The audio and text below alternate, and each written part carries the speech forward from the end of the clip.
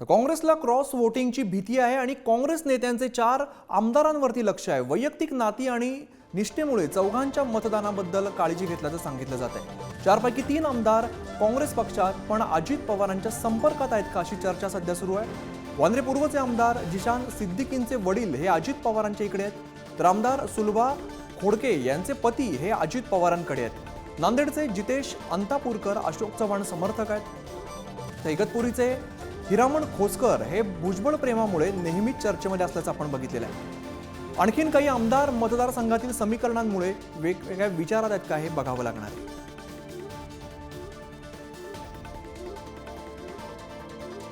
सिद्दीकी अंतापूरकर यांची काल काँग्रेस बैठकीला सुद्धा दांडी बघायला मिळाली। काही चॅनलनी सत्ताधाऱ्यांच्या इशाऱ्यावर फेक नेरेटिव्ह तयार करायचं काम सुरू झालं आहे असा माझा स्पष्ट आरोप आहे। काँग्रेसची 9 मतं बुडणार हा जावई शोध आणला कुठून? काल 35 आमदार 37 पैकी आमचे उपस्थित होते। 35 हे सगळ्यांना माहीत आहे, तरी पण सत्ताधाऱ्यांच्या इशाऱ्यावर खोट्या बातम्या पसरवणं आणि गैरसमज निर्माण करणं हे अजूनही काही धंदे बंद झालेले दिसत नाहीत। आमचे सर्व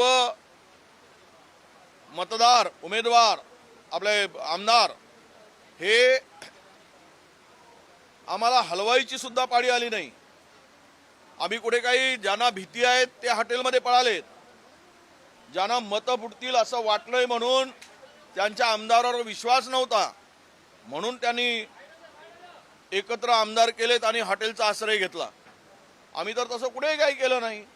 आमचे सगळे आमदार आपापल्या घरी होते आणि यामध्ये 3ही उमेदवार महाविकास आघाडीचे निवडून येतील। आम्ही त्या पद्धतीनं आमचे सर्व सदस्य आपले मतदार आमदार आम्ही एकत्र ठेवलेले आहेत, त्यामध्ये कुठेही गडबड नाही।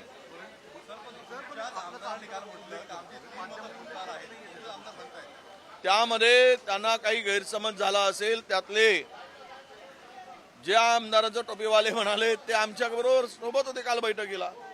त्यांना देशात राज्यातलं चित्र बदललेलं आहे।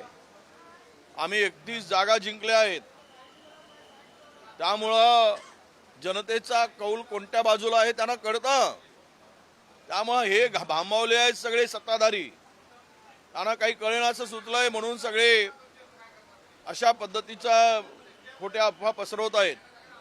पण मला पूर्ण सांगेल की मी त्यातील सगळे आमदार आमच्या बरोबर होते। एक जिशान सिद्दीकी त्यांच्याशी सुद्धा संपर्क झाला आणि एक अंतापूरकर हे 2 आमदार सोडलेत, तर सर्व 35 आमदार होते।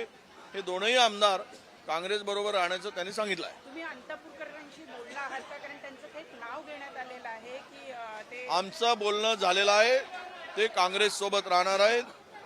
त्यांनी आम्हाला, कारण अशोकराव गेल्यानंतर त्यांनी त्यांच्या सोबत ते होते, त्यांचे वडील त्यांच्या सोबत होते, त्यामुळे तो गैरसमज निर्माण झालेला आहे। नहीं, बिल्कुल नहीं। क्रॉस वोटिंग होगा तो रूलिंग पार्टी में होगा, हमारे में कोई कुछ नहीं होने वाला है। हमारे सभी एमएलए एक साथ है, हमारे एमएलए पे विश्वास है और विशेष रूप से हमारे तीनों भी महाविकास आघाड़ी के तीनों उम्मीदवार चुन के आएंगे और पहले ही इसमें चुन के आएंगे। इतने वोटों की भी हमारे पास में पूरी व्यवस्था है और इसमें जो एक कांग्रेस के वोट फूटेंगे करके जो कुछ बातें फैलाई जा रही है झूठ है। ये पूरा का पूरा चैनलों में ये बातें गलत तरीके से बताई गई है, इसमें कोई तथ्य नहीं है।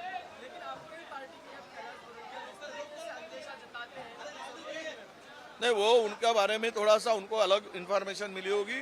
वो सब लोग पार्टी के मीटिंग में आए थे और उन्होंने पार्टी के साथ रहने का वादा भी किया। विजय वडेट्टीवार बोलत होते। सगळे आमदार हे काँग्रेसच्या बाजूने असल्याचं त्यांनी स्पष्ट केलेलं, तर क्रॉस वोटिंग झाल्यास भाजपात होईल असं वडेट्टीवार म्हणतात।